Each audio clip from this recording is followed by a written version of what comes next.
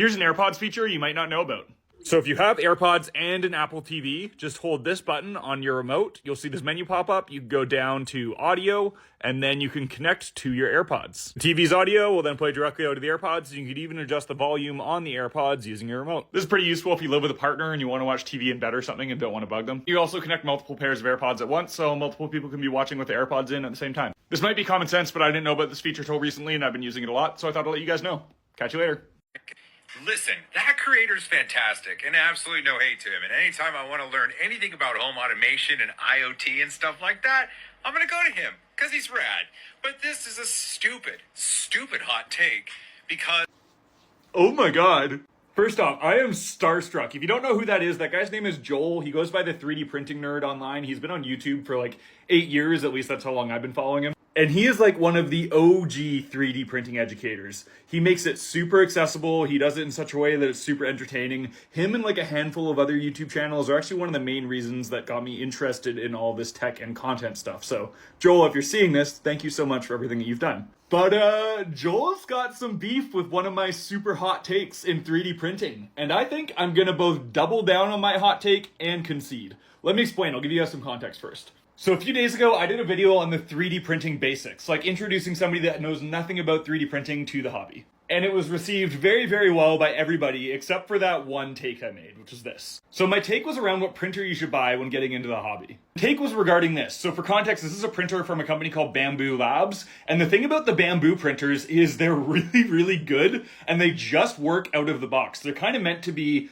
an appliance where you just use it and you print stuff out and they just work. You don't need to tinker with it. You don't need to tune it. You don't need to do nothing. And they do very close to that. Like they are almost exactly that. You just click print like you would in your home printer and it prints stuff out. They are quite a bit more pricey. The entry-level model, the A1, is around $600 CAD that you're seeing here. But this wasn't about the price necessarily. We're assuming price isn't super relevant here. My take was you should get something like an Ender 3, which are not only significantly cheaper, so it lowers the barrier to entry to getting into 3D printing, but with an Ender, you also still have to learn about 3D printing to use it. You have to learn about bed leveling. You have to learn how to tune your probe. You have to learn how to troubleshoot different settings or hardware that might be causing problems on your printer. It's not like these things are an absolute nightmare to use. They're really good, but you do have to know that stuff to operate it. Now, my take was learning about all of these things and understanding the nuance of 3D printing and getting into it has a ton of value for somebody getting into the hobby. And I got dummied for that. Everybody's saying, and I do totally agree with this, that there's a ton of value of having something that just works. And it's going to be more accessible to people if they don't have to tinker with it and freak out with things, that we should just let the people have something that's totally functional and works really well out of the box. There's 2 reasons I'd like to push back there. 1, Bambu printers do work very, very well. They're gonna work 99% of the time, but they're not perfect. Joel compared it to like a microwave, an appliance in your house, and there's not nearly that reliable. The problem I see with this, if you enter the 3D printing space with one of these and it just works, all you do is you spit out files like you would to a regular printer. When something does go wrong and you do need to fix it and you do need to tweak it, you're not gonna have a clue on how to attack that. You're gonna have to call up a Bambu technician because you haven't had the literacy of going through that whole process and learning how everything works. And the second reason, and this is the meat and potatoes of it for me personally, and Joel, I hope this cuts deep for you, 3D printing to me is a hobby. I enjoy it. I enjoy the tinkering. I enjoy messing around with all the settings. I enjoy the passion of playing with the machines and using it. I don't want my 3D printer to be like a microwave that's simply just a tool and an appliance to create pieces and projects for me. There are subsets of people that want that. They want it to be just a tool, and I respect that. And if you want your 3D printer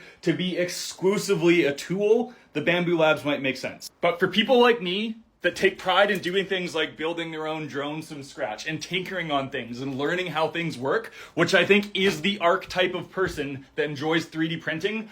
I think learning how to do all those things not only has the value of you learning how to tweak things and tinker things and make things better, but it's enjoyable in itself, the hobby. If we go too far towards commoditizing 3D printing, we take out the joy. We take out the soul. Anyway, so I will concede fully that the Bambu printers, they make 3D printing more accessible. They make it easier. If you just want to get into 3D printing because you want to make parts and you want nothing else, no other fuss, get a Bambu printer. You will be happy. They are incredible. But if you're the type of person that watches my account, and you're the type of person who wants to tinker, you're the type of person who wants to know how the things work, you want to have 3D printing collectively as a hobby in itself, not just as a tool to create things. I think going with a product like the Ender, where you're actually learning about it, you're learning the nuances, you're learning how it works, you're learning how to tweak it, you're making yourself a better 3D printer and not just relying on the tools.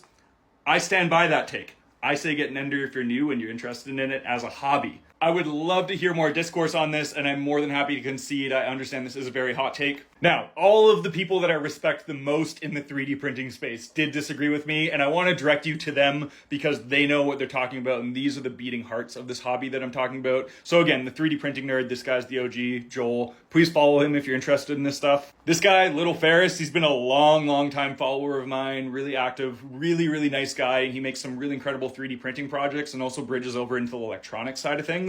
A lot of the stuff, if you like my content, you'll like this guy's content, and again, a lot of respect for him. And lastly, Prash. Prash makes super entertaining content. Again, a longtime follower of mine, really knows his stuff. And again, all three of these people blatantly disagreed with me, so I do want to point you in their direction to see the other side of the story, but I'm standing my ground, baby.